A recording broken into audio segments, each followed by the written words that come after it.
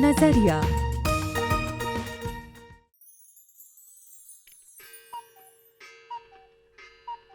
Oh no, आज तो बहुत देर हो गई उठने में। ऑफिस जल्दी पहुंचना है, अभी तो पिंकी का टिफिन भी लगाना है। रीना जल्दी से रसोई में जाकर सैंडविच बनाती है। अभी तो जल्दी से नहाकर भागना पड़ेगा।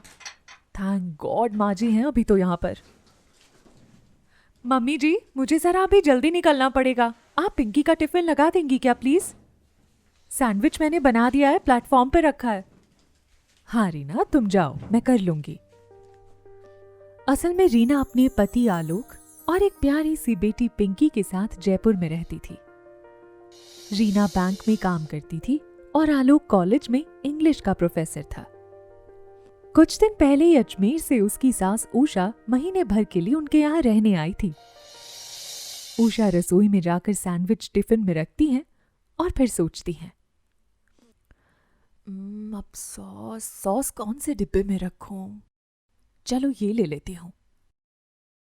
खाना पैक करके उषा ने टिफिन पिंकी के स्कूल बैग में रख दिया। चलो पिंकी बेटा, मैं तुम्हें नीचे तक छोड़ाऊं? नहीं दादी, मैं चली जाऊंगी, बाय। शाम को रीना बैंक से वापस आई। आलोक भी घर पर ही था।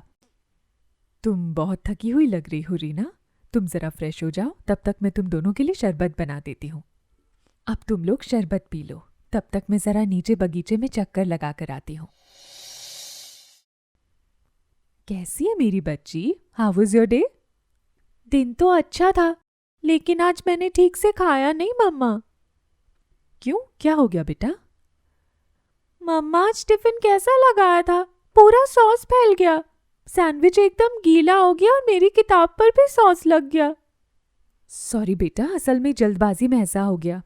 आज मुझे जरा जल्दी ऑफिस पहुंचना था। अब पिंकी को तो रीना ने यूं ही समझा दिया, लेकिन अंदर ही अंदर उसका चक्कर चलने लगा। ये मम्मी जी भी इतना छोटा सा काम भी ठीक से नहीं कर सकती।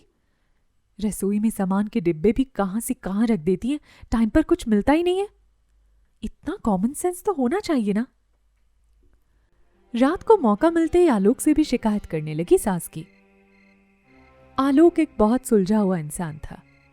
वो रीना की परेशानी तो समझ रहा था, लेकिन साथ ही अपनी मम्मी की तकलीफ भी देख पा रहा था। उसने बहुत सॉफ्टली रीना से पूछा, रीना, तुमने इंग्लिश पढ़ी थी ना स्कूल में? हाँ, लेकिन ये सवाल क्यों? लो, अब तुम बात बदल रहे हो। हाँ, लेकिन मुझे ज़रा तुम्हारी हेल्प चाहिए। एक छोटा सा चैप्टर है, तुम्हें अच्छी तरह से समझा दूंगा। कल नोट्स भी दे दूंगा। परसों शाम को 2 स्टूडेंट्स आएंगे घर पर। मुझे कहीं जाना है रीना, क्या तुम मेरी जगह ट्यूशन ले सकोगी? ये क्या कह रहे हो? मैं भला कैसे कर सकती हूँ ये? हाँ, तुम्हें आता है, फिर भी तुम नहीं कर पाओगी, क्योंकि यह तुम्हारा रोज़ का काम नहीं है। कोशिश करके भी तुम मेरे तरीके से नहीं पढ़ा पाओगी। और जब हम लोग अजमेर मम्मी के घर जाते हैं, तब अगर तुम्हें वहाँ कोई काम करना हो तो कितना टाइम लगता है?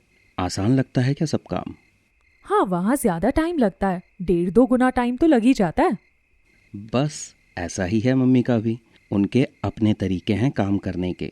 यहाँ उन्हें सब कुछ उनके अपने घर से अलग लगता है, और उनकी उम्र भी तो हो गई है ना। तुम इस दृष्टि से देखोगी तो तुम्हें इतनी इरिटेशन नहीं होगी रीना। कई बार हम सिर्फ खुद के नज़रिए से देखते हैं, दूसरों के पॉइंट ऑफ व्यू से देखना भूल ही जाते हैं। हाँ, बात तो सही है। मम्मी जी के लिए मेरा ऐसा सोचना ठीक नहीं है कि मेरे घर में उन्हें मेरे तरीके से काम करना चाहिए।